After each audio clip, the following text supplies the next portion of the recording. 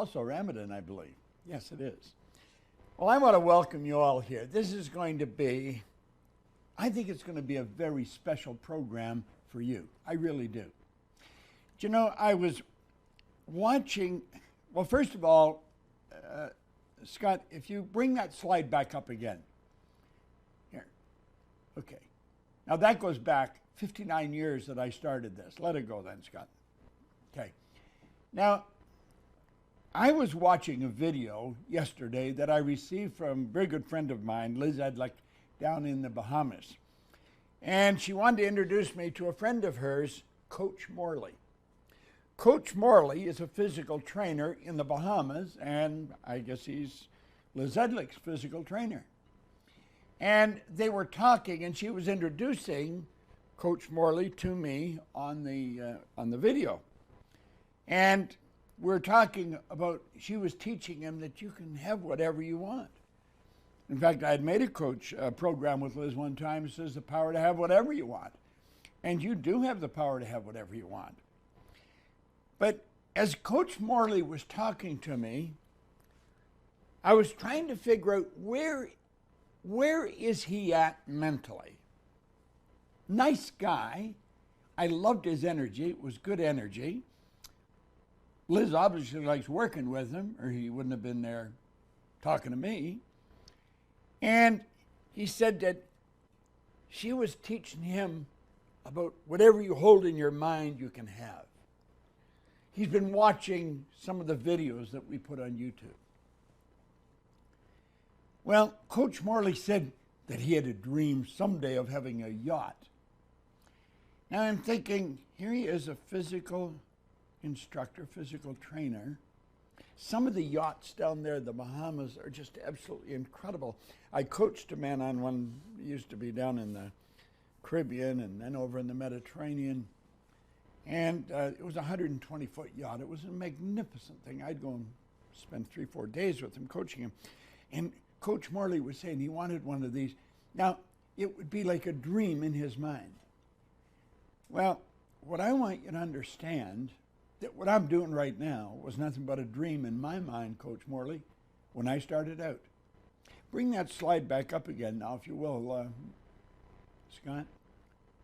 Now, no, bring it up full screen. Thank you. Now, Sandy Gallagher has told on many occasions how she came to a seminar about 15 years ago, and she took her pen and she wrote in very small words on the workbook that she was doing that she'd like to be my closest advisor. Now, Sandy Gallagher was a securities attorney and a very successful one, a full partner in a big company. So she was earning a lot more money than I would imagine Coach Morley was earning, but she was a long ways from being where she is right now. Sandy Gallagher is not only a closest advisor, she owns half of this company. She is my full partner. And thank God she is, because she's done a phenomenal job. Okay, going back now. Scott, and what we're talking about now is you having whatever you dream about. But you've got to see yourself with it. You see, we're going to be working here today on the mental image of yourself. The mental image of yourself.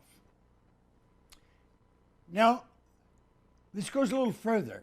It's the mental image that you have of yourself. Okay? The mental image that you have of yourself. Now, I'm going to come over here and work, but I want you to think. I want you to really begin thinking. Because you see, you're capable of having, doing, or being whatever you want. There is no limits to what you're capable of doing or being. Absolutely none. Now, take this now full screen, if you will, Scott. What we're really talking about here now is your life. And so far as we know, we get one bite at the apple. So start thinking about your life. Coach Morley wants a yacht. Probably in the Bahamas, since that's where he is and that's where he's from. Well, what we want to talk about possibly is lifestyle. your lifestyle. Or we may want to switch gears. It may be about your contribution. Your contribution is going to determine what kind of a lifestyle you have, very likely. We want to talk about how you spend your days. How you spend your days. You see, your life, it's all dependent on how we see ourselves, our self-image. Thanks, God. Now, I think what we want, everyone wants, is freedom. That's what you want. That's what I want. And what we really want is time and money freedom. We want time and money freedom. You see, if we have the time, we don't have any money, we're going to be sort of stuck. There's a lot of people right now have time, but they don't get any money. There's a lot of people have a lot of money, but they don't have the time. We want to have both. We want to have the time to do the things we want to do, live the way we want to live, but we also want to have the money. Now, if we'll take this up full screen for a second, Scott, because there's 3 essential questions here that are very important that we're going to cover, and then we're going to open it up for some questions and answers. The first one is, how does self-image impact my life? I want you to ask yourself that question. How does self-image impact my life? Now, the second question is, how's a self-image formed? I mean, where did it come from? How was it formed? And the third one, how is a self-image changed? And that's exactly what I want to talk to you about. Because you see, I had to change my self-image. I want you to look at this for a moment, and I want you to think. You see me here in my studio. First of all, there wouldn't be any studio if Sandy Gallagher hadn't been my partner, because she and I used to sit out behind my house, and I'd talk about, I would love to have a studio, just a place. It was a rather sparse little place. I would have a camera, though, and I could maybe shoot some film in there. What we've really got here right now is a television station. We can broadcast all over the world, multiple cameras. Absolutely incredible. Sandy said, let's do it. And I realized she was serious as I was right behind her. I said, yeah, let's do it. Now, I wanted to take you back to the results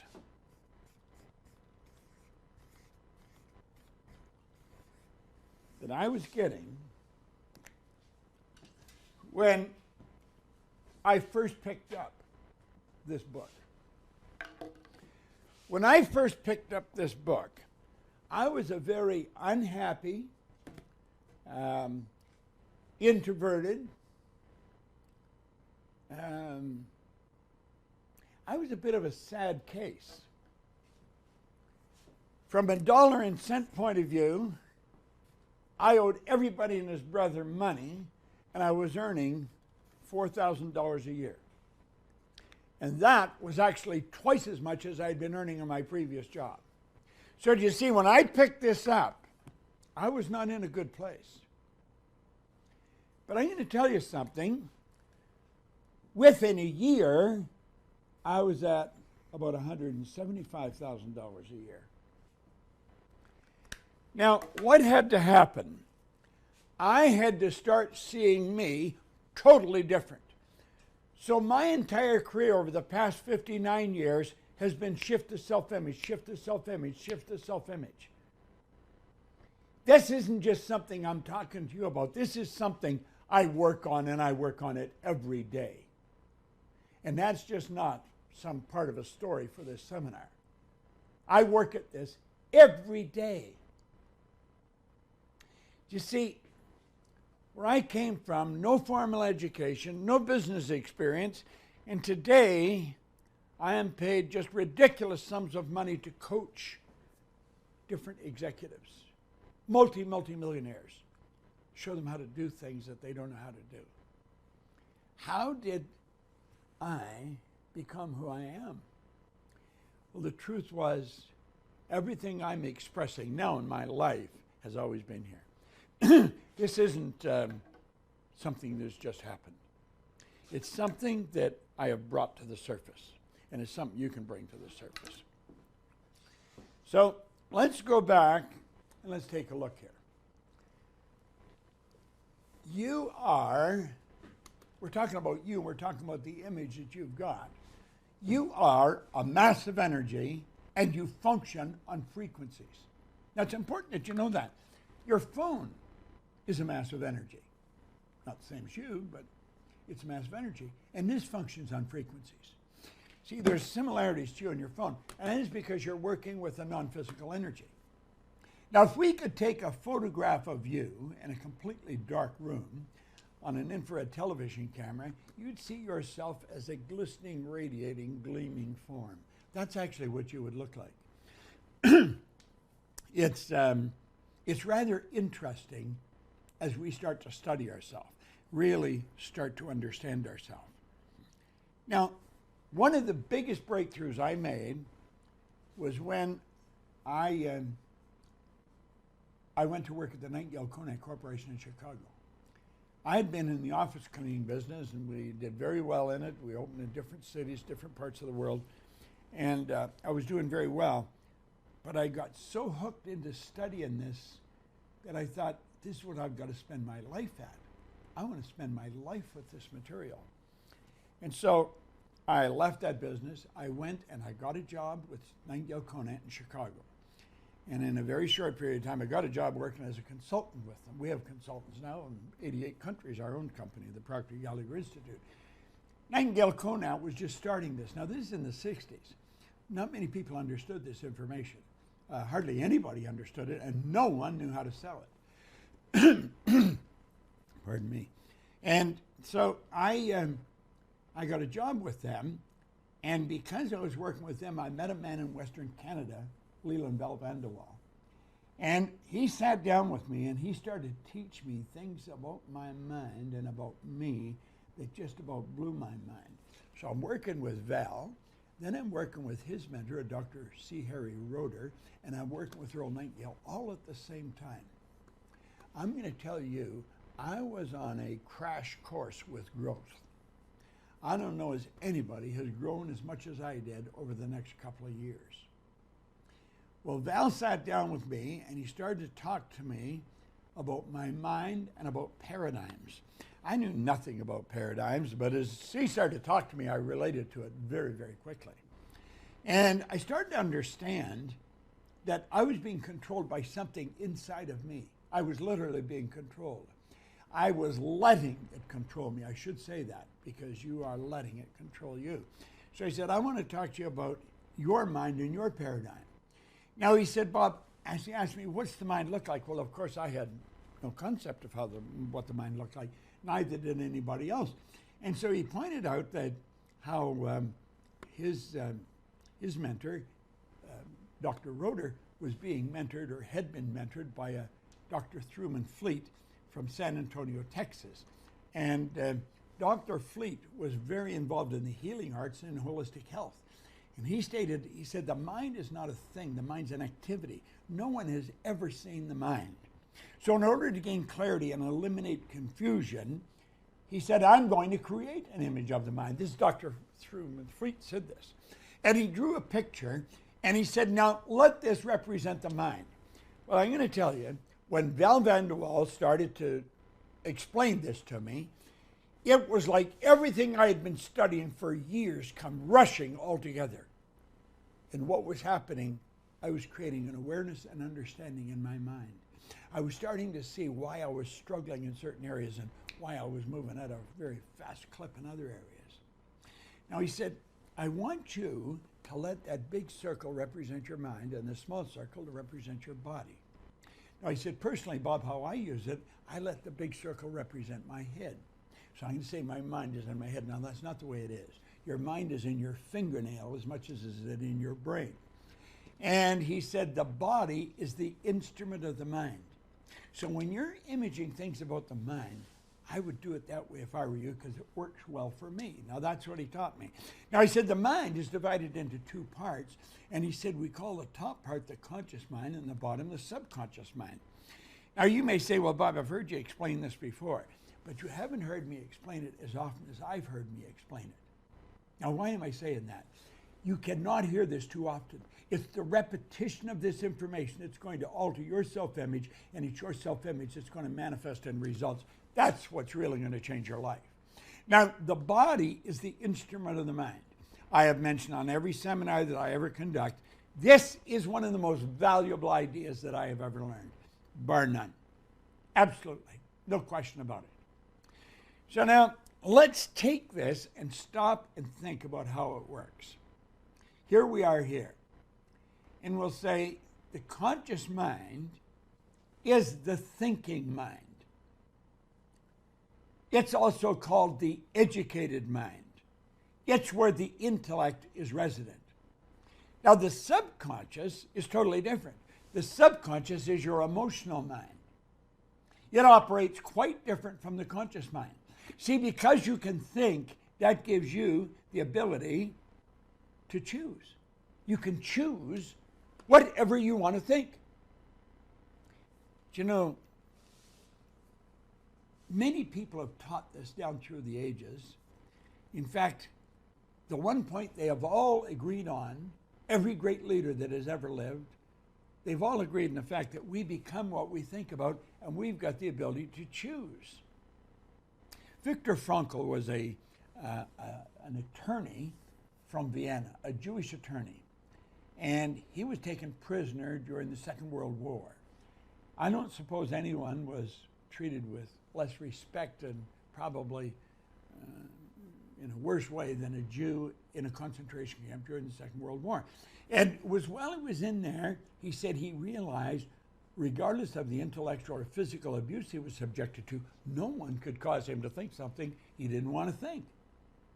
So we have the ability to choose. That gives us the ability to accept or reject everything we hear. You can accept or reject everything I'm telling you.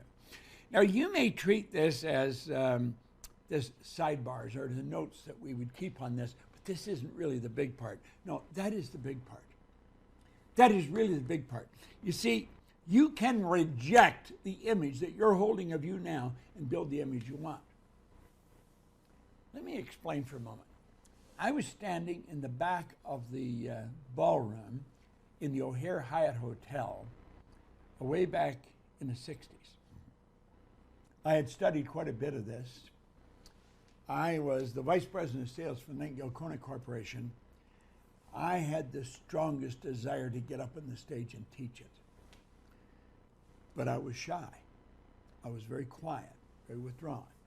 I worked one-on-one with people, but don't put me on a stage. And I was watching Bill Gove, who was considered the Frank Sinatra of public speakers at the time. The guy was phenomenal. I was watching him speak to this audience. And I was thinking, oh, if I could only do that. And then a record started to play in my head. It was a recording that I had listened to thousands of times by Earl Nightingale. And he said, now right here we come to a rather strange fact. We tend to minimize the things we can do, the goals we can reach. And for some equally strange reason, we think other people can do things that we cannot.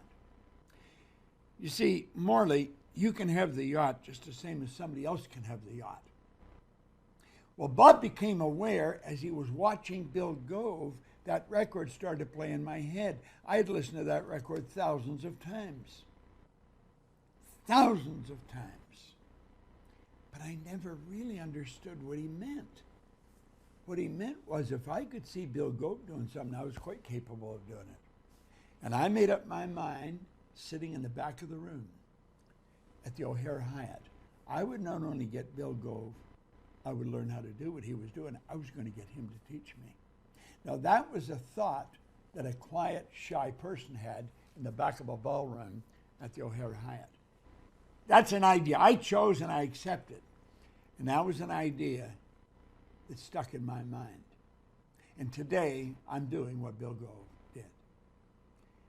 In fact, I think we're doing it on quite a bit larger scale than Bill Gove did it. But you see, he was the model. When you see anyone do anything, if you see anyone that has anything, understand this, you too can do it. But you've got to get the image in your mind that you can do it. Now, all this stuff about the conscious mind, it's all there. We just talked about it. You can think, you can accept or reject. That's information coming from your outside world into your conscious mind. Your subconscious operates quite different. It must accept everything you give to it. It has absolutely no ability to reject, and really understand this. Your subconscious mind cannot differentiate what you imagine and what's real. Your imagination can play a huge role in your life from this point on. Absolutely huge. It really can. So now, how did this all start? Well, let's look at us here now. This is you, right here, right now. And there's information flying into your consciousness today. I'm giving it to you. It's coming in from radios, from other people, from television, newspapers.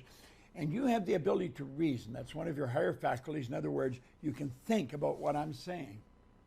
Now, you also have a lot of information coming at you through your television, on newspapers, that is very, very negative information. Is it real? Yes, it's real. It's real. It's very real. It's also very negative. You see, you have the ability to accept or reject that. Now, does that mean you deny it? No, you don't deny it. It's there. It's real. It's just that you choose not to think that. But we don't do that. See, we've got the ability to think whatever we want, but we leave our mind wide open and let that information dump right into our subconscious mind. And that is because we have a paradigm. The paradigm is a program that controls how we're utilizing our life, how we're utilizing our mind. Now, you may want to watch this over and over and over a number of times. I would imagine it's going to be posted somewhere after you watch it today and wherever it's posted. Mikey, maybe you could let them know. Is this posted on YouTube? I'm not sure. But at any rate. It'll stay at the link, on YouTube and Facebook. Okay. YouTube and Facebook. You can go back. I'm suggesting this based on information that I've been using now for 59 years. Watch it as often as you can. You cannot hear this too often. Now, why would we do this? Well, we would have to go back and take a look at when we were children, because this is also where your self-image was formed. So here you are here as a child. This is you as an infant. Everything that's going on around you is being dumped right into your subconscious mind. Now, what did we say about the subconscious mind? We said it had no ability to reject. It had to accept whatever was plugged into it. Now, you might ask yourself, what was my environment like when I was a little child? What were the people like around me? Now, in my case, I was born into the Great Depression. See, I was born in 1934. That was right into the start of the heart of the Great Depression. So when I was 5, 6 years old, just starting school, so was the war breaking out. The whole world was going to war. So I was a depression, to the whole world at war. Now, that was my formative years. What was dumped into my mind? Nothing but bad stuff. A lot of terrible stuff. Did I get some good stuff? Yeah, I did get some good, but the most of it was bad. What were they talking about? They were talking about all the people that were dying, the terrible things that were going on during the war. They were talking about everything being rationed, people not having anything, people going without. It was lack and limitation. That was programmed into my mind. Now, that's also where the image that I had of me was built. Your image is built at a very early age. As a little child, you get an image of yourself, how you see you in this world. Now, let's consider this for a moment. We're in an environment, our subconscious mind is wide open. Everything that's going on around us goes right in. Now, let me digress for a moment. Robert Heinlein said something very interesting. He was an author back in the 60s. He wrote Strangers in a Strange Land. He said, in absence of clearly defined goals, we become strangely loyal to performing daily trivia until ultimately we become enslaved by it. Well, as a little child, that's all we heard was trivia, and we became enslaved by it. And you see, the self-image was only one idea. The paradigm is the multitude of ideas. It's we learned how to talk, It's we learned the language we learned. It's the kind of food we like to eat. We are the product of that environment. If you grow up in one area, you grow up and you're programmed one way. You grow up in another area, you're programmed in a completely different way. I want you to really think about this. So here we are, a number of years later, and we're living the same as we did when we were little kids. Why? We're programmed. That's what a paradigm is. A paradigm is nothing but a multitude of ideas in your subconscious mind that control your life. They literally control your life. Now, here's the baby. Here's the graphic illustration of the baby, okay? Just a subconscious mind. You can relate to it when you see the picture of the baby. That was you at one time. That was me. And we are surrounded by people, and whatever those people are doing, everything that's happening in the baby's environment is going directly into that baby's subconscious mind. We become a product of our environment as a little baby. Now keep thinking. That's where our self-image is formed. Do you know your self-image is controlling your income? It's not your brain that's controlling your income, no. You take people coming out of school, they got degrees coming off the end of their business card. They come out, they graduate as doctors, lawyers. Why did they go into that? Well, some of them went into it because you thought you earned good money. I know all kinds of doctors and lawyers that are earning very poor money. They're not earning much money at all. They have very low self-esteem, very poor image. High developed intellect, lowly developed self-esteem. Now why? Why? That's where they're programmed. That's where you're programmed. I'm programmed. We've been programmed like this. Now at a very early age, we also develop our senses. We can see, hear, smell, taste, touch. What we're not taught, though, is this is our intellectual mind as well, and we've got all these higher faculties. You've got perception, the will, imagination, memory, intuition, and reason. These are the higher faculties. If you work at developing those faculties, I could make a prediction where you're going to go and what you're going to do. Today, I earned millions of dollars. I sat down a number of years ago, and I took a pen in my hand, and I said, I'm going to build a company that operates all over the world. Now, I was sitting in a little den in a house on Maplewood Lane in Glenview, Illinois. I said, I'm going to build a company that operates all over the world. I was by myself. I had no idea how I was going to do that. But I didn't have to know how I was going to do it. Our Coach Morley doesn't have to know how he's going to get the yacht. You don't have to know how you're going to build your company. You don't have to know how you're going to become financially independent. You don't have to know any of these things. You only have to know it can happen. And it can happen, and you can make it happen. And you start using these higher faculties. As you start doing this, everything in your life starts to change. Now you see, at a very early age, we didn't learn anything about those higher faculties, but we went to school. Now I want you to stop and think of what happened in school. School gave us valuable knowledge. However, school never taught us how to alter paradigms or even anything about them. We therefore frequently don't know or do not do what we already know how to do. You can know how to walk out, put your hand out, and meet a stranger. That doesn't mean you're going to do it. You know how to stand up and speak in front of a large group of people. That doesn't mean you can do it. You go to do it, and your whole nervous system will be shattered. Why? It's because of the program. Well, we've got to understand the part of our mind that knows something and the part that controls what we do. Two totally different parts. So here we've got superior knowledge, inferior results. That'll cause confusion. Let's put our drawing back up. Let's load up. We said that was the educated mind. Well, there's all the books from school. Everything. So you can listen to what I'm saying. You can gather this information and then not do it. It won't do you any good. There's all kinds of people have sat through these seminars, gathered all the information, and gone right back into their old way of life. I want to recommend you don't do that. I want to recommend you watch this program 1,000 times.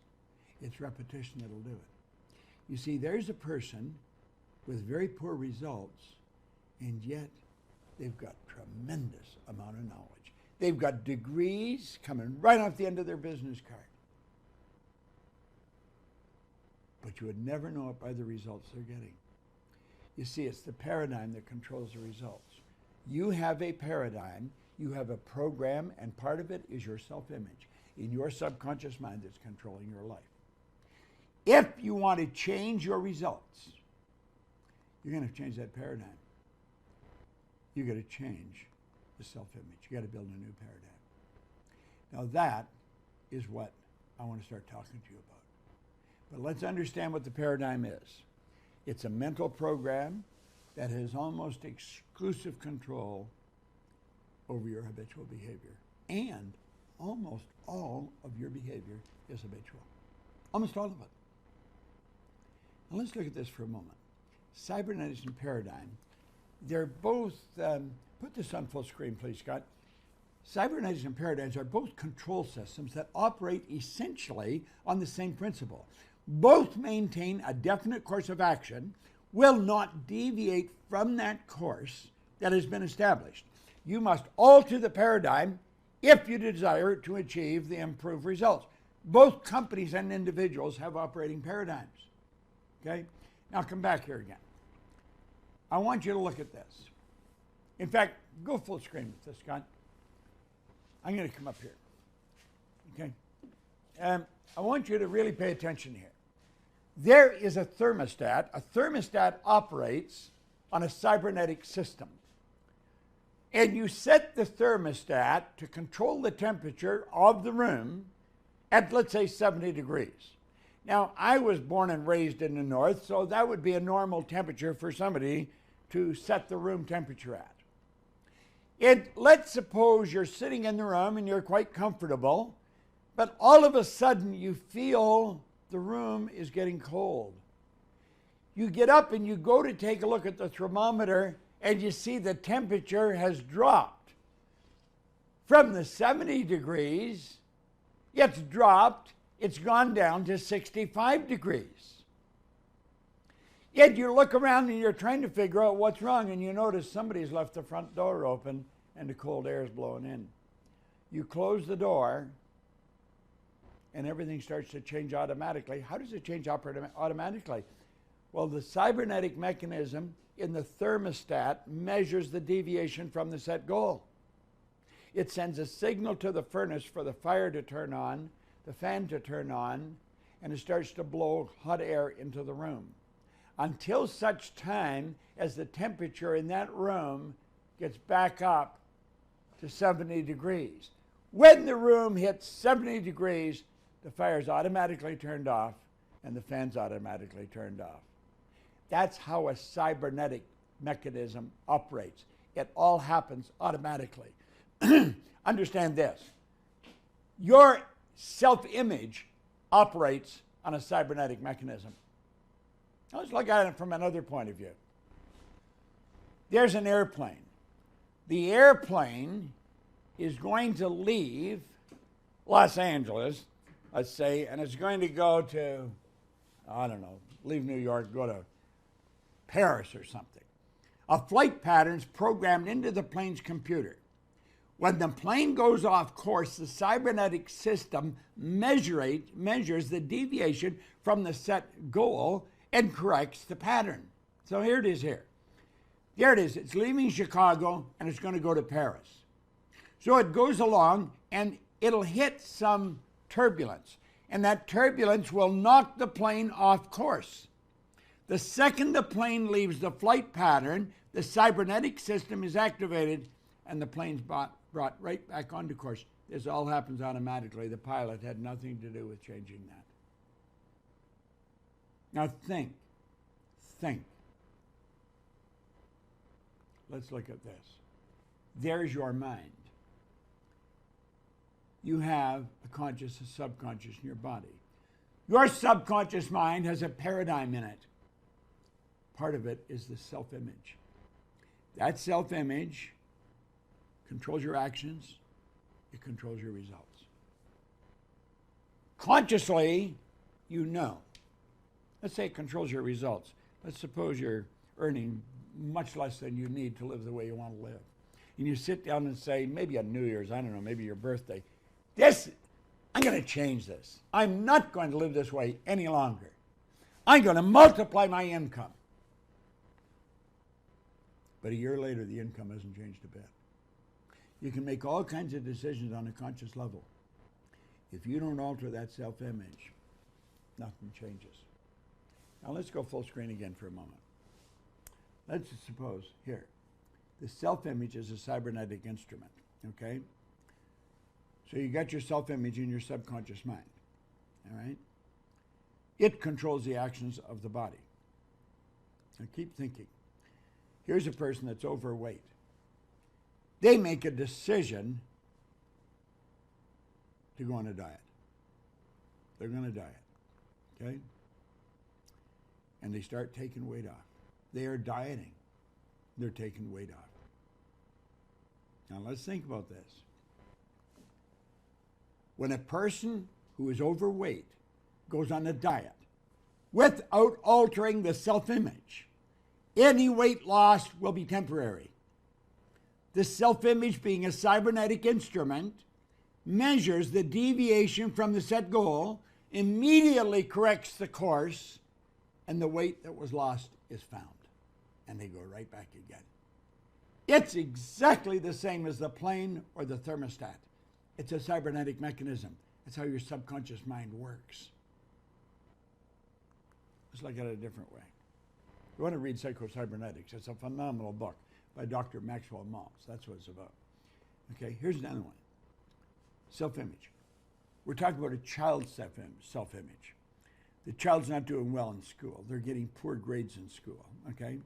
And so a decision's made. The child is grounded and made to study. No girls, no boys, no TVs. You stay in, you study. Then teachers giving them tests, and they're sent home, and the kids' marks are improving. Glory to God. The kids' marks are improving, okay? And as these marks are improving, you're going to find that something happens. And as we look, when a person is receiving poor grades in school, it's an expression of the self-image they hold. The person believes they're not very bright.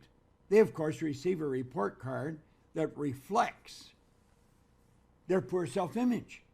The parent makes the child give up recreational activities, study. The grades improve. But the improvement is temporary. The child has never changed their self-image.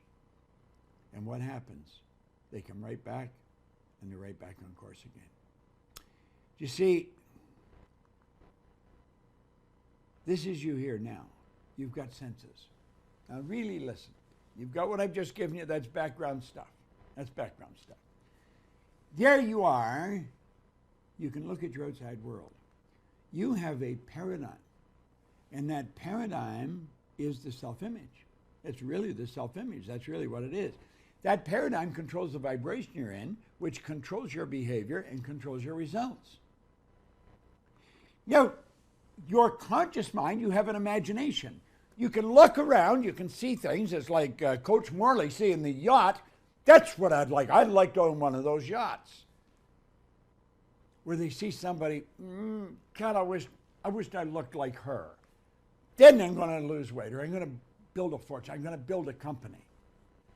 And so you see, this happens. They build a beautiful image with their imagination. That image must be impressed upon the subconscious mind. It's got to be impressed over and over and over again, or it will not take root in the subconscious mind. It takes a lot of programming, You've got to keep in programming. You just got to keep doing it and doing it and doing it, or it's not going to happen. Now, let's think for a moment. Buckminster Fuller said something really interesting. He said, you never change things by fighting existing reality. To change something, you've got to build a new model that makes the existing model obsolete. Coach Morley has got to see himself so successful that he can go out and buy his own yacht. There's no reason why Coach Morley can't have a yacht. There's no reason why Bob Proctor cannot build a company that operates all over the world. And you want to know something? I didn't spend any time thinking of why I couldn't. All I did was keep studying these books that told me how I could. You got to grow. You want to grow? You want to own the yacht, Coach Morley? Do you want to multiply your income? Then you got to change. You got to change. It ain't going to happen by accident. Now think. There you are. I want you to look around you. Look at all the good there is out there. Look at all the beauty there is. Understand what's going on inside dictates what you're going to get outside. It controls the vibration you're in, it controls your behavior, and it controls your results. If you want to change, you've got to build the picture of what you want. You've got to build the picture of what you want. With your imagination, you build a beautiful image. You take your pen and you actually write out, I'm so happy and grateful, and describe how you want to see you right to the letter. Then, if you're wise, you'll tell someone what you're going to do. You'll make a commitment to that person and ask them to hold you accountable. I have seen people do that, and I've watched their life change like night and day. This beautiful image has to be impressed upon the subconscious mind. Not once, it has to be impressed over and over and over and over and over again. Because it takes a lot of impressing before that self-image changes. When it does, the results are automatic. They're just automatic. H.L. Hunt put it very well. He said, decide what you want. Decide what you're prepared to give up to get it. Set your mind to it, and then get on with the work. I love a quote that helps me really relate to this concept of self-image. See, self-image is an idea, and it's an idea that will change your life forever. It'll change the results. There's the quote. It's by Alfred Adler. He said, I am grateful to the idea that has used me. I am grateful to the idea that has used me. Now come with me here for a moment.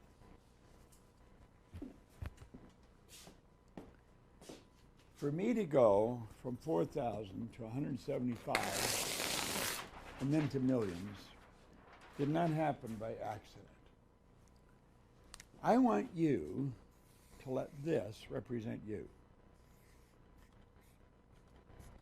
Now, take a look at the results you're getting right now.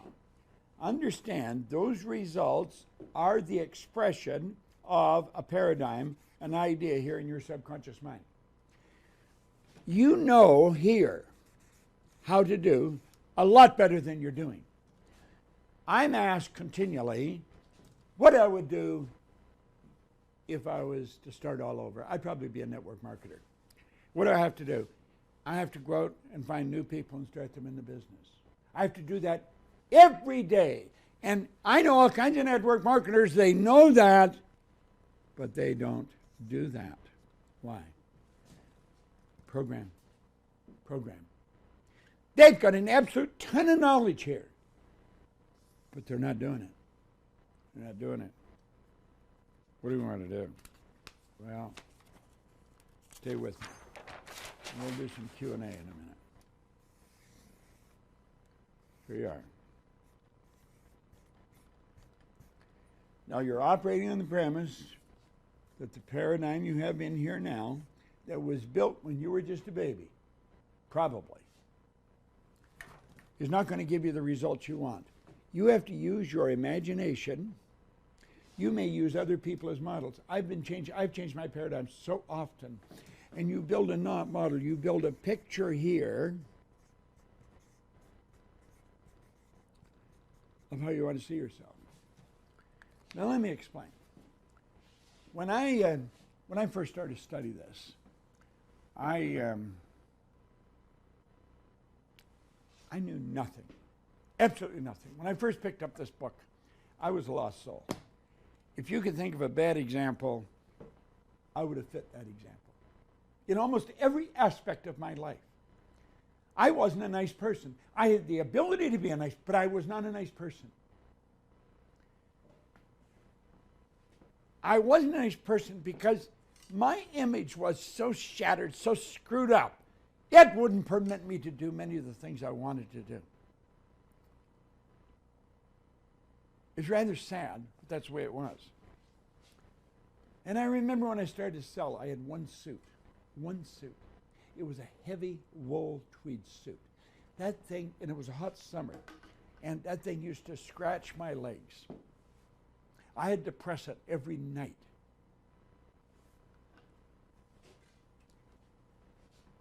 I read a book, How Showmanship Sells. He had 30 suits. Elmer G. Letterman. He was one of the best dressed men in America. And I made up my mind that I too would have 30 suits. I was also reading books on sales, and it says when you're reading, I just read the best books on sales. I didn't read any bad books on sales. Of course, people that read books on sales don't put their bad ideas in. And they had sales contests, so I thought I was working by myself. I was it, going out selling, getting cleaning contracts. So I thought, I'll have a sales contest for me. If I sell a certain amount, I'll get myself a new suit. Well, I sold that amount, but I had so many other places for the money to go, I didn't get the suit. So later on, I'm thinking, I should have a sales contest. And then my memory said, Bob, you've already done that. You don't keep your promises to yourself. You lied to yourself. You didn't get a suit. I thought, damn, that is so important. So I thought, I'll get the suit. Now I've got, I don't know, 30-some suits today. If I promise me I'm going to do something, I'm going to tell you, I do it. If I promise me I'm going to go somewhere, I go. If I promise me that I'm going to learn something, I learn it. Now, I know that there's a long ways for me to go. And I don't have a whole lot of time left. So I want to move fast now. I stay very focused on what I want. I will not permit anyone to take me off track. If they try, I won't permit it to happen. I'll just let them go what they're saying, and I'll go about my business. I am continually building a new picture of me, and I'm continually planting that picture over and over again here of me, a new picture. And that picture causes me to keep improving. And I'm going to tell you something, my results continually improve. And so do the results of everyone around me. Because I don't spend a lot of time with people that aren't really growing. I don't want to. But I do know this. I don't care how dumb you may think you are. I don't care how much out of the game you think you are. I don't care what kind of a loser you think you might be. I would have been all those things, but I changed it. I said, no way. I will do exactly what this person says, and I'll do it to the best of my ability. Well, that was way back in 1961, and I'm still doing that. I'm here in my studio very early every morning. There's the odd exception, but every morning. And I'm going through exercises. I write out my 10 things I'm grateful for. I practice writing with my left hand. That's an exercise I come up with to change paradigms. I'm continually working on me. But I'm going to tell you something. I'm extremely grateful for the idea that has used me. Alfred Adler nailed that. And you can be too. Build a better picture of yourself and say, this is going to happen. Come hell or high water, this is who I'm going to be from now on. Now, Mikey, if you've got a few questions, we will take, well, we could take up to 40 minutes. All right, this first question I have for you, how can I let go of the past that is hurting my current self-image? Well, that's a hell of a good question. I would imagine that's a question almost everybody's asking.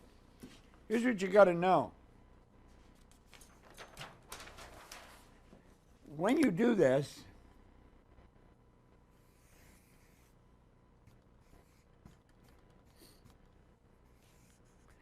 the paradigm are a multitude of ideas. They're a multitude of habits, actually.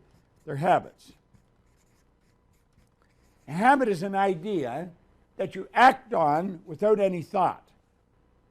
So if you consciously observe, just consciously observe your own behavior, you'll see the results you're getting and you'll know why you're getting, because this is the way I do things. There's a pattern. Make up your mind, you're going to change the image, so you write out a picture, take and write it out, make a written description of a new image of yourself. You're the weight you want to be, you're the wealth you want, you're the kind of person you want, everything. You write it out in detail. And then you keep reading that, you keep reading that. Now, you got to read that 10,000, 100,000 times, I don't know how often. But every time you read that, you've got to get emotionally involved in it. You've got to be emotional about it. There's a great book, The Art of Acting by Stella Adler. I recommend everybody get it. We have friends. Jamie's an actress in L.A. She comes out to our seminars, and I keep telling people, go talk to her, because she's a great actress. Well, you become a great actress. You get a script, you read it, and then you live that part. Well, that's what we're doing. We write our own script in our new self-image, and then we're going to live that part. Now, you've got to do this over and over and over a number of times, and there's going to be disappointments, and you're not going to do it because the paradigm's so damn strong, and you've got to keep doing it. But you've got to get emotionally involved. Every time you read it, you've got to be emotionally involved. You've got to see yourself as that person. And then start working on 1 or 2 habits at a time. I get up early. Every day I study. I study the same stuff over and over and over again. So I don't know, as you let this go, I think what you do is you grow this. You grow this. You get emotionally involved in this new image. You plant that in your heart of hearts. This is the heart here, not the physical pump in your chest. The heart of hearts is the part Solomon talked about. As a person thinketh in their heart, so are they. Okay? So you keep doing this, and you keep doing this, and as you do this and keep doing it, over a period of time, this starts to grow and starts to become strong, and this starts to die for a lack of nourishment. So I don't know, as you really let the old one go, I think you overpower it with the new one, and the old one dies for a lack of nourishment. Every now and then I still have flashes of that old Bob, that guy that doesn't keep his word, that says he'll do something and doesn't do it. You see, I'm learning from everybody I deal with. You know, I keep talking about Phil Goldfine. I think Phil Goldfine's one of the greatest students that I've ever had. I mean, the guy's just absolutely incredible. Well, he's taught me something that he didn't even know he taught me. If he says he's going to do something, he does it right then, right then. Now, I didn't notice this right away, but it's over a period of time. He says he'd do something. He stops whatever he's doing right then, and he does it. He doesn't leave it hanging around. Leave it hanging around, you might not do it. He does it right away. I haven't formed that as a habit yet, but I'm starting to, and I'm starting to because I watched him do it. Now, this guy's multimillionaire. He's one of the most successful producers in Hollywood, and he started out with nothing. Started with nothing. 20 years ago, maybe a little more, he started to study this with me. He is a phenomenal student. So you keep getting emotionally involved with the new image of yourself to a point where the old one starts to die for a lack of nourishment. Okay? That was a long ways to answer your question. This next question. What is the emotion I need to build in order to change my paradigm? Well, it's not so much an emotion that you need to build. It's the idea. Like, I had to build a picture of myself comfortable on a stage in front of hundreds or thousands of people. Well, mentally, I can do that right here. I could do that laying in bed. And so I did. I did it when I was driving the car. I'd be at stoplights and I'd be going with my hands. I'd be putting on a talk on a stage. People beside me, maybe if they're stopped behind me, look at me. What the heck's he doing? You know, crazy. So you let yourself get emotionally involved in it. In other words, you feel it. Close your eyes, really get into it. See yourself be there. Well, it's pick one thing that you really want to start to do. See yourself doing it. and doing it well. You want to have a tremendous degree of respect for yourself. Now, respect is something you earn. You don't get it, you earn it. Well, if you haven't got respect for yourself, how's anybody else going to have? I have a fair amount of respect for me, but I'm a good person. I didn't used to be, but I am a good person. And I do good work. And I'm not doing anything compared to what I'm going to do. I'm going to get much better. We're going to reach more people all over the world. We're going to have 100,000 consultants, well-trained.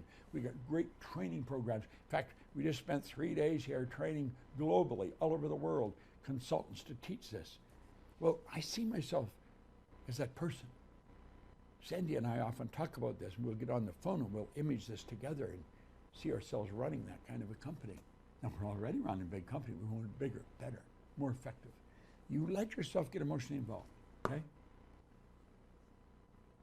The idea would have more to do with the emotion that you're getting into of what it is that you're doing. Next one. This next question, how do you overcome the mental fatigue that arises from thinking in what I want to be, achieve, or change in my life over and over throughout the day, every day? Yeah, that's a heck of a good question. I laugh because it's something that a lot of people don't see you doing. And why are you tired? You're not even working. Thinking is the hardest work there is, which is the probable reason so few people engage in it. Henry Ford said that. Thinking is the hardest work there is, which is the probable reason so few people engage in it. You're activating energy in your body that you never did in the past. It does get tiring, but don't feel bad. Have a good sleep and get up and get going again. Okay? Next one. This next question, if your goal includes crowds and intuitively you want to adapt to the current environment, could you change your goal and adapt to the environment condition of the time by continuing your goal but adapting to conditions? God, I'm not really sure if I understand that question. Read it again. Hold on. It says, if your goal includes crowds and intuitively you want to adapt to the current environment, could you change your goal and adapt to the environmental condition of the time by continuing the goal but adapting to conditions? I don't think I understand that question. Do you want to adapt to the conditions of the environment? You can learn how to do that. That would probably cause change. You want the idea to start controlling you.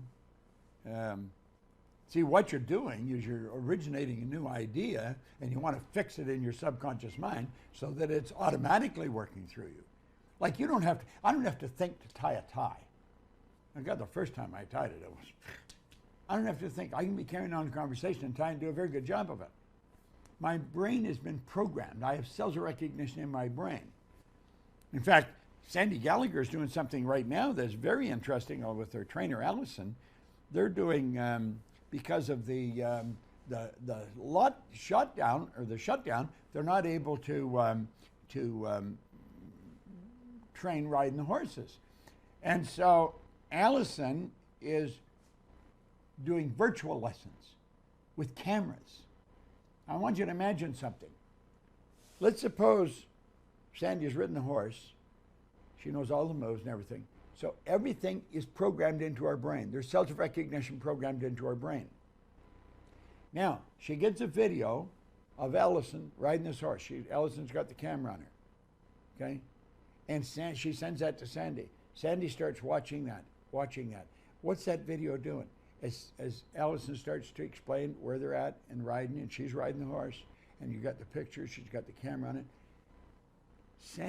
That video that Allison is doing is activating those cells of recognition that Sandy already has in her brain, and they keep getting stronger and stronger and stronger. That's how simulators work. You can learn how to fly a plane without leaving the ground in a simulator. And that's really what we're doing. Simulation is imagined reality. So the bottom line, whether I understand that question or not, is build a picture of how you want to live, what you want to happen, and whatever image you build, that's what it'll happen. You're God's highest form of creation. There's nothing on the planet that'll even come close to you. You're it. All things are possible. Doesn't matter how many are against you. I think it's written in a pretty good book. One person with God is a majority. Doesn't matter how many are against you. One person working with God. That's the way it works. Next one. Next question. This next question, how can I stop getting bored of the same image if the desire is not manifesting? How can you what? How can I stop getting bored of the same image if the desire is not manifesting? Oh, well, you're not. Wait a minute. You're contradicting yourself here. First of all, boredom and creativity are polar opposites. If the image is not, the desire is not manifesting, it's not a desire. You want something, but it's not something you want. Maybe something somebody else wants. First of all, here's what we got to get. Got to get this right. Now let's put that.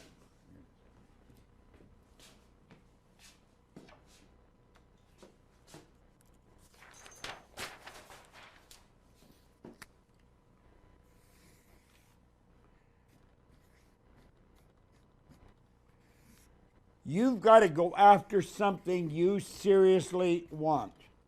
Not something I want you to want, not something your wife wants you to want, or your husband wants you to want, or your parent wants you to want, or your trainer wants you to want. You got to really want it. That's the prerequisite. The only prerequisite to set a goal, you got to really want it.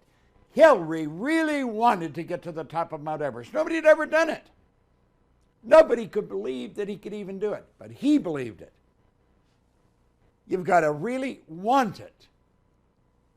Don't have to know how to do it. You don't have to know where the money's coming from. You don't have to know how it's going to happen, but you've got to really want it. As you take that want and turn it over and plant it in your heart, that becomes a desire. Desire is the effort of the unexpressed possibility within, seeking expression without through your action. Desire automatically expresses itself. So if you're talking about boredom, it's not something you really want. It's probably something that's maybe prestigious or something other people think, boy, you did that, but you're not. You don't have a desire for it, and you don't really want it. The want comes first. The desire comes from planting it in your mind over and over and over again. The desire is the effort of the unexpressed possibility within, seeking expression without through your action. I have a desire to build this to a much bigger level. Sandy does. Everybody in our company does. That's why we all keep working at it. Never get bored. Boredom is the absence of a creative idea. You want to write that down. That's your problem. If you're bored, it's the absence of a creative idea. That's why Alfred Adler said, I'm grateful to the idea that has used me. Next one. Bob, this next question is a little different, but a nice follow-up. How do I motivate myself to get emotionally involved with my idea? Goes back to wanting it again. You'll motivate yourself if it's something you really want. You got to really want it, though. If you don't really want it, you won't do it. Kennedy, President Kennedy, really wanted America to get to the moon. He really wanted it. So he didn't have difficulty doing what Werner von Braun said, the will to do it. He asked him, what would I need, doctor, to do that? The good doctor said, the will to do it. The will, this is a very important part. We talked about having a will.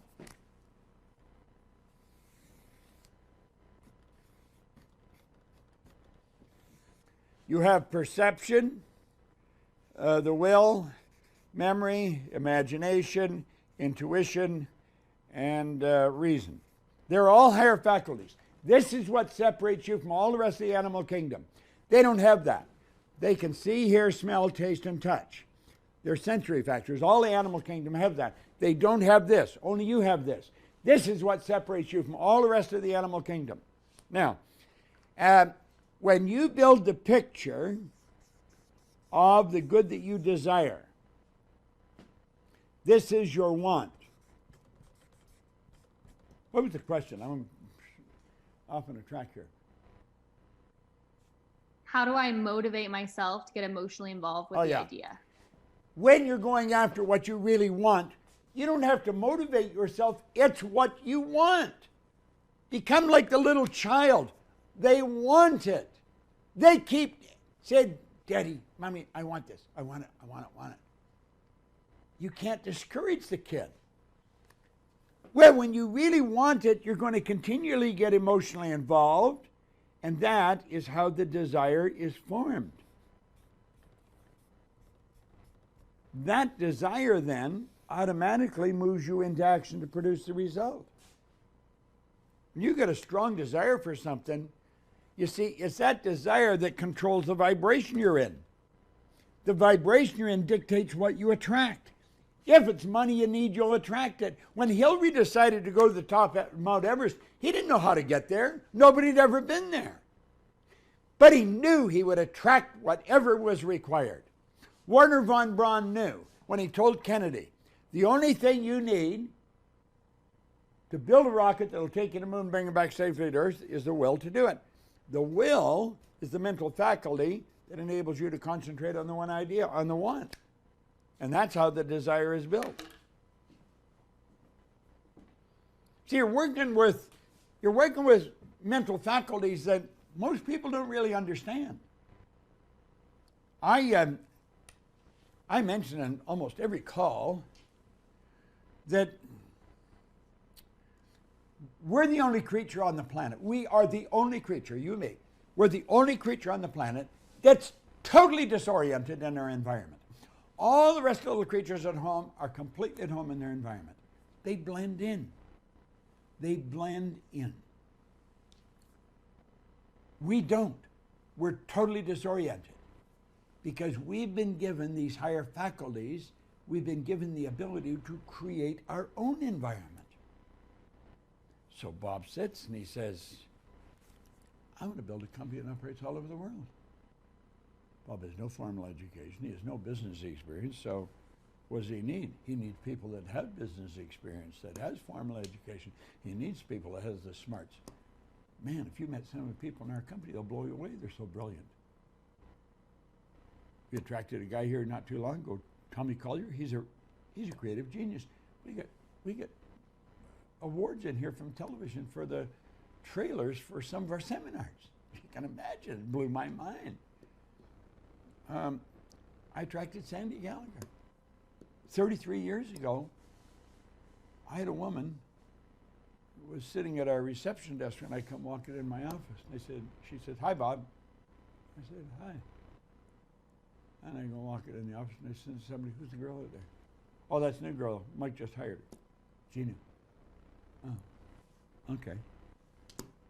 I didn't have an assistant or anybody. And whenever I wanted it done, this is when it was all on typewriters, you know. I had to get somebody to do it for me. Well, she was one of the people I'd get to do it. But she did such a good job, she was the only person I go back to. She became my personal assistant. She's been my assistant now for 34 years. She's absolute brilliant. She anticipates things. She just gets them done. You know, just phenomenal. It's, you'll attract what you need. We'll build the company. Am I going to know how to do it all? There's all kinds of things I don't know how to do. I got a young guy here in the control room. When he was 13 years old, he built a goal. He set a goal that he was going to work with me. He was at 13. And he lived in Manchester in England. Do you know something? He's getting his landed immigrant status, and he is the director of this studio. He's absolutely brilliant, absolutely brilliant. He's 26 today. You'll attract whatever you require. You don't have to stay focused if you really want it. When you really want it, you'll never let go of the idea. That's why von Braun told Kennedy, the will to do it, the ability to just hold the idea in your mind. You will hold it. Carnegie put it very well. Now, Andrew Carnegie was Napoleon Hill's mentor. He's the one that commissioned him to write this book. He said, any idea that's held in the mind, that's emphasized, that you keep thinking about, that's emphasized. It's either feared, a negative idea, or revered, a positive idea, will begin at once to clothe itself in the most convenient and appropriate form available. It'll move into form. That's an absolute law. The law is perpetual transmutation of energy. Energy is always moving into form. See, we're working with laws of the universe. We're part of the universe. We're the highest form of creation in the universe. So it's a matter of really understanding who we are, what we are, where we're going. Next one there, Mikey. This next question, I heard you, and a lot of the things you're talking about make sense. I need to know, what do you mean by natural laws? Are the laws you're talking about backed with science? Oh, yeah, that's how we got to the moon. In fact, the laws are God's modus operandi. You know, at one time it was believed that science and religion were antagonistic. Wernher von Braun was considered the greatest scientist that ever lived, father of the space program.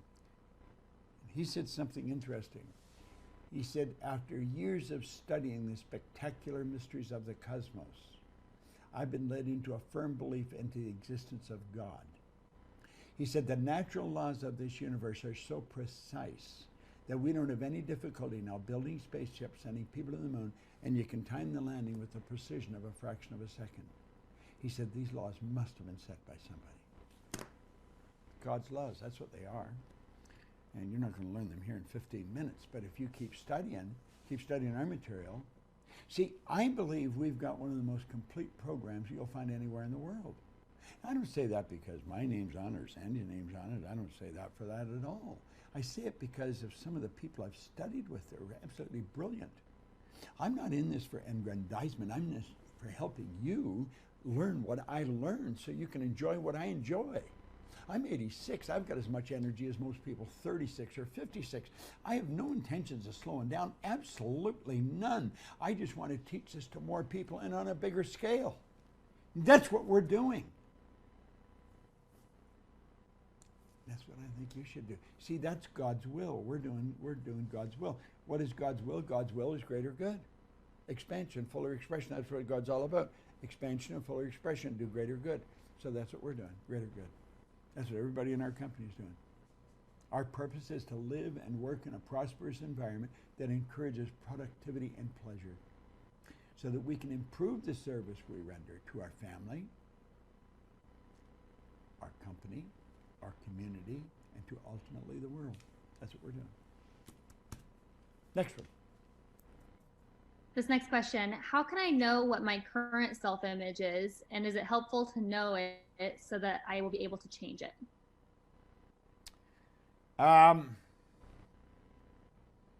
Is it help? You know, I was going to say it's essential, you know, it is not, but it is helpful.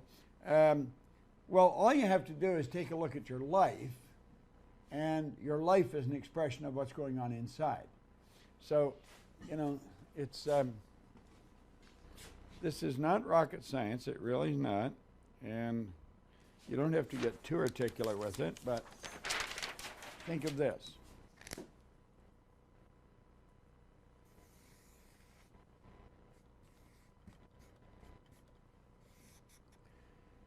You have the ability to pay conscious attention to what you're doing. You can see, hear, smell, taste, touch. So that helps you deal with your outside world. So start paying attention to your own behavior. Are you doing the things you really want to do? Pay attention to your results. Are you getting the results you want to get? Now, if you're not getting the results you want to get, it's probably because you're not doing some of the things you want to do. Well, here's what you want to grasp. You've got an image in here. It's called your self-image. And that self-image is controlling all this, what you do and the results you're getting. Then you ask yourself, do I have to know all aspects of this? No, you don't. But this is what you want to know. if I sit and say, this is the kind of person I want to be, I'll give you an idea. I want to be very effective at what I'm doing. I want to get better at it every day. Every seminar I put on, I want to be better than the last one. Do you know I spent a good part of yesterday just playing with the ideas and what I was going to do on this program today? I spent almost all day yesterday. I was up early this morning, spent all morning. I want to get, I'm very good at this, but I'm nowhere near as good as I can be. If we are God's highest form of creation, if all things are possible, then I can go out and walk across a pool. I could make myself weightless and walk on top of the water. I have not learned how to do that. Now, why do I say that? I say that just as an example. You can always get better at what you're doing. Now, I don't know what other people in our industry are doing. I really don't. I don't spend any time thinking about what other people in our business are doing. I know they're not doing what I'm doing because they're not me. And I want to get better at what I'm doing. Now, how do I do that? Well, I do it by checking the results we're getting. If we're getting more results, we're getting through to more people, then we got to be doing it better. If they're getting better results, we got to do it better. So I want to keep building an image of how to get better. Now, do you have to know your present one? No, you don't, but you can get a pretty good idea of what your present result is if you just take a look at what you're doing, how you treat people, how you permit people to treat you. Like, I won't permit people to not be nice to me. If they're not nice to me, they're not in my life very long, okay? And you take a look at the results you're getting. That's an expression of your self-image. And then you say, now, would I love to do things different? Do I want better results? Then build a picture of it here. You build the picture here. Then start to get emotionally involved with that picture. And you'll find pretty soon this will start to change, and so will this. That's the way it works. I would recommend everybody buy the book, Psycho-Cybernetics. Psycho-Cybernetics was written by Dr. Maxwell Maltz. It was written around 1960. It was one of the greatest psychological discoveries of his generation. Now, let me explain what happened. Maltz was a reconstructive surgeon, a plastic surgeon. And he would find he would maybe remove a very distasteful scar from a person's face. And and it was very successful. You couldn't even tell the scar was there after a while. So there would be a definite change in their physical appearance, but no change psychologically. Now, in another situation, they may remove a very distasteful scar. Not only was there a change in the person's physical, a tremendous change in their personal behavior, in their psychological self. They thought different of themselves. I talked to a young lady not long ago, had a little bump taken off her nose.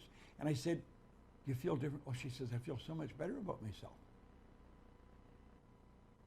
Well, that's what Maltz noticed.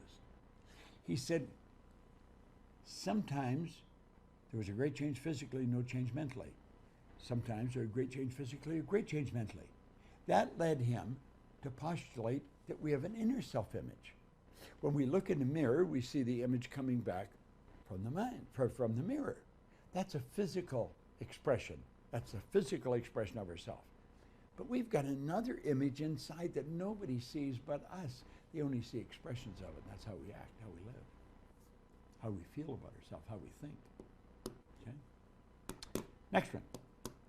We got 9 minutes. This next question, how can we focus more on what is important than on what is urgent? Oh, well, you're talking about priorities here, and that's different for each individual person. You have to determine your own priority. You've got to create your own priorities. What's important? I think it's important that you move in the direction you want to move in your life. And you could be accepting somebody else's order of priority. That's not always a good way to live. You know, don't try and please somebody else, please you. Quit worrying about what other people think. It's what's important to you. Terry Whitaker wrote a book one time, Terry Cole Whitaker. She wrote a book called, and the title of the book is, What You Think of Me Is None of My Business. The title of the book would teach you a lot. Don't worry about what somebody else thinks. What's important to you? You create your own priorities.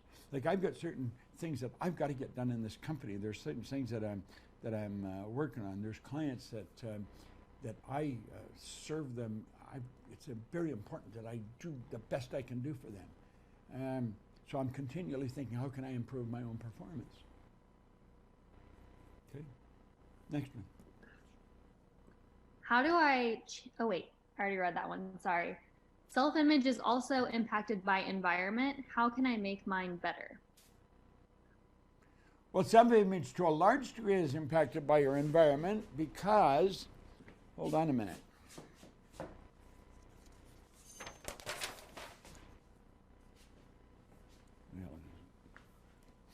Look here. And we don't have time to get into this in any depth at all, but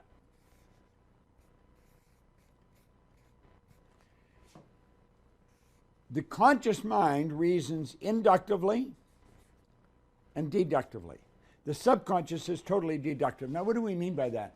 Well, you remember I told you the subconscious mind has no ability to reject. It cannot differentiate between what you imagine, what's real. Whatever's planted, that's the way it is. Inductive reasoning is when you take individual thoughts and you pull them together and you build an idea. Deductive reasoning is when you take the idea and you just carry it out to its parts. Okay? Now, the conscious mind reasons both inductively and deductively. This is your thinking part here. So let's take a look at a person that's not thinking.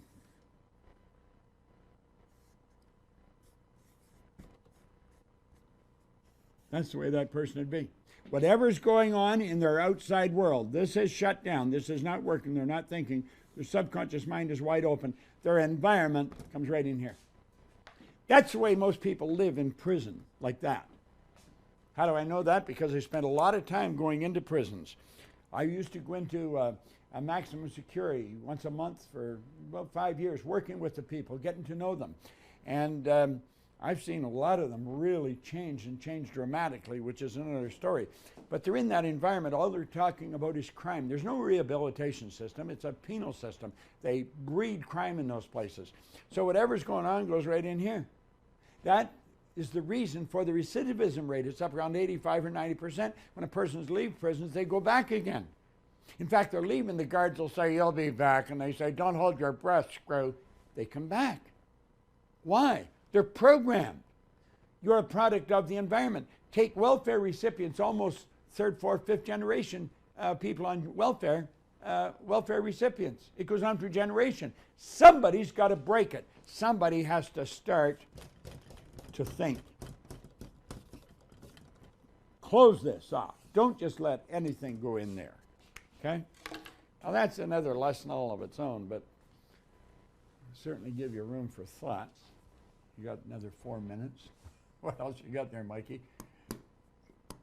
Let me mention, before we go any further, the lady that's on the call here with me is she's in Dallas, Texas. She is our Chief Operating Officer. She's also the Marketing Director of our company. And she's one of the nicest people in our company. She has an absolutely incredible attitude. Everybody talks about Mikey, they refer to her attitude. She's got a great attitude. And she started with us. She was a nanny for someone that came to do some work for us. She had no business experience, absolutely none. Now, she's the Chief Operating Officer. She's one of the senior people in our company. She's our Marketing Director. She has changed the image that she has of herself 100-fold. And so have a lot of other people, including me. Next question there, Mikey. And thank you for your help with that, Bob. You're quite welcome. This next question. How do I not let my self-image be affected by what other people think about me? Oh, you've got to say, wait a minute. Do I want to live the way I think they think I should live, or do I want to live the way I want to live? That is very important you get that straight. Absolutely refuse to do things just to please other people so that they'll be pleased with you. That's a bad trip at its very best. You live the way you want to live. Just make sure you do it well. Help as many people as you can. Give as much as you can. Givers gain. The more you give, the more you're going to receive. You don't have to worry about getting. I love the way Zig Ziglar, he was a great teacher. He said, you help enough people get what they want, they'll always give you what you want. That's the way it works. Go ahead, Mikey. This next question. I'm having a hard time looking for opportunities right now. How or what signs should I be looking for? You know, if you're having a hard time looking for opportunity, I know exactly what your problem is. You're trying to get something. Quit trying to get. Think of how you can help people. Where can you help people? And listen, you may not have any money, you may not have any talent. Forget that, you do have talent. Quit trying to get. Quit looking how to get. Most people think of opportunity as something you get. No, no, it's something you give. There's more opportunity right now. I know a company that's growing at such a rapid clip right now, it's staggering because they're trying to help people. Our company is growing right now because we're trying to help people. Sit down and say, what am I really good at? How can I help people with what I've got going for me? That's where the opportunity is. That's what Think and Grow Rich, Napoleon Hill's book is all about. Get Napoleon Hill's book, Think and Grow Rich. My goodness, I've been, look, I got elastic around this because it's falling apart. Look at, see? Pages are coming out. Here, there's a page I got to keep putting back in. Literally, the pages are falling out of the book. Literally. I've been reading this every day since October the 21st, 1961. Here, just keep going. Okay? Now, Pammy, or Mikey, and Scott, are you there? Hello, Scott. I'm here. And Mikey? Mikey, I want you to join with me, and you and I are going to sing happy birthday to my niece, who's 60 today. I remember when she was born. She was so fat as a baby, she couldn't open her eyes. And she had black hair. She looked like an Eskimo baby. Her hair was sticking all over the place. I remember going over to the hospital to see her, and I thought, God, what a little love. I just want to pick her up and hug her. And she's just as much a love today as she was then. So come on. Happy birthday to you. Happy birthday to you. Happy birthday, dear Pammy. Happy birthday to you. Pam Chevalier, she's 60 today. Some of you people know her that were in seminars because Pam comes to a lot of seminars. She's a great woman, wonderful mother, good wife, and a phenomenal entrepreneur. Scott, I want to thank you for the great job you're doing here in the control room. Mikey, you are the best. You are the best. You get everything going so good here. And we've got a lot of phenomenal people. We got a lot of Mikeys in our company. Just absolutely great people. So Mikey, thank you. Okay? Thank you, Bob. Before we drop off, I don't want you to forget to mention that people can opt in for a free coaching session from this. Well, yeah, listen, some of you had questions there. We've got some people that are very well educated in this that can help you. If you want to talk to somebody about your particular situation, leave your information, leave your email, your phone number, but leave your phone number too, and so we can text you. And let one of our coaches sit down with you. Spend a half hour or so. It's not going to cost you a nickel, and it can literally change your life. Also, you've got the ability, share this whole broadcast with somebody. If you've got a mailing list, send it out to them. Make people aware of this. Make this a real Good Friday for all kinds of people. But let us help you. If you've got something that stuck in your mind and you think, gosh, I wish I could talk to them one-on-one, you can. You can. We've got just phenomenal staff of people in this company.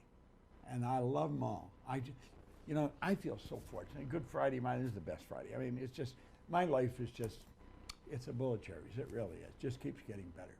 And it's because of you. And you, and you, and you, all of you. Make it so good. Mikey, thank you. And listen, don't you go struggling with the problem. Give us a call. Let one of us sit down with you and we'll show you how to solve the problem. There's no end to what you can do. You see, we're an opportunity company.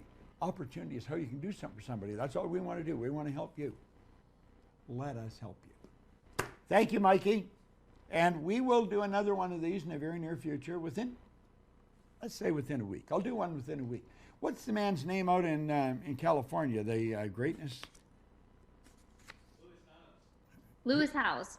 Lewis Howes. School of Greatness. I'm going to do another call with him on Monday. Now, I don't know if he play it right away. Does he play it live or what's he do? This guy, he is incredible. He does a phenomenal job. And what's the name of his program? It's the School of Greatness podcast. The School of Greatness podcast. This guy is incredible. He does phenomenal research and he shares it with millions of people. Well, he and I are going to sit down again. I did a year ago with him. I found him a fascinating guy. First of all, it took us about a year to get our schedules so I could sit down with him. And we got to set up, I understand, for Monday. I'm looking forward to it. So if you're listening, Lewis, I'm looking forward to being with you, my friend. And I want to thank all of you for tuning in. Have a good Friday. But if you're stuck, let us help you. You know, just leave your information. Somebody will be on the call to you. Thank you, Mikey. Thank you, Scott. Thank you, everybody. Bye now. I hope you enjoyed this video. We put a lot of good information up here, and it causes everything in your life to get better. If you'd like us to notify you every time we put a new video up, hit subscribe and then turn on notifications. Check out all our videos, and we will notify you when we put a new one up.